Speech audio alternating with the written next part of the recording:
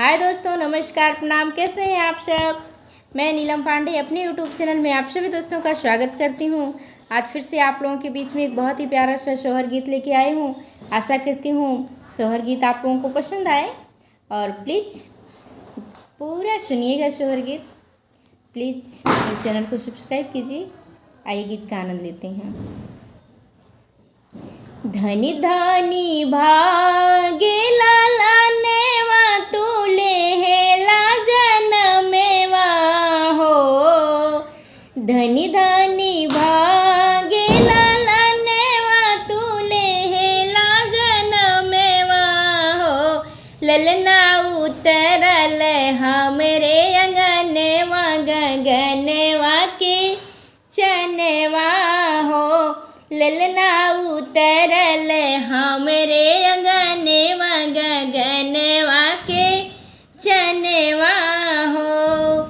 माइया के ले सजावेले बाबू के खिलावेली हो। माइया के ले सजावेले बाबू के खिलावेली हो। बबुआ तो हो के आचरा में भारी के सोहर व सुनावेली हो। बबुआ तो हो के आचरा में भारी के सोहर व सुनावेली हो। बबुआ तो हो के आचरा में भारी के सोहर व सुनावेलू हो। आज के दिन तोहरे बाबूजी रही तेजे घरेवा हो। आज के दिन तोहरे बाबूजी रही तेजे घरेवा हो।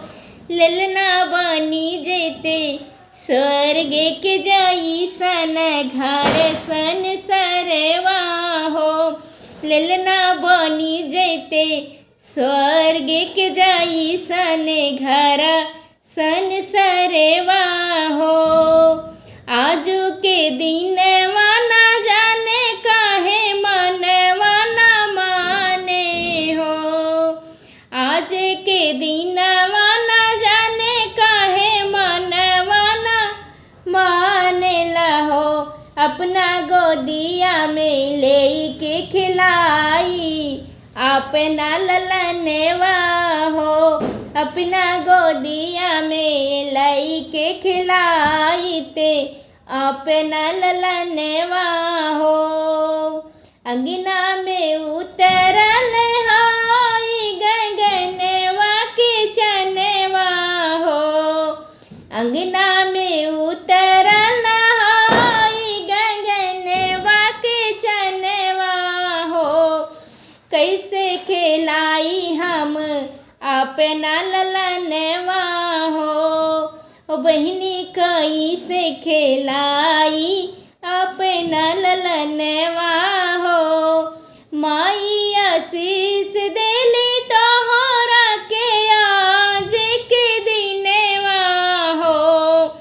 माई आशीष तोहरा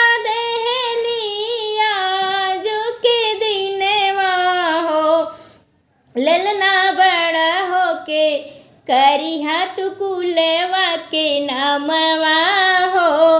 ललना बड़ा होके करी हाथ कुलवा के नामवा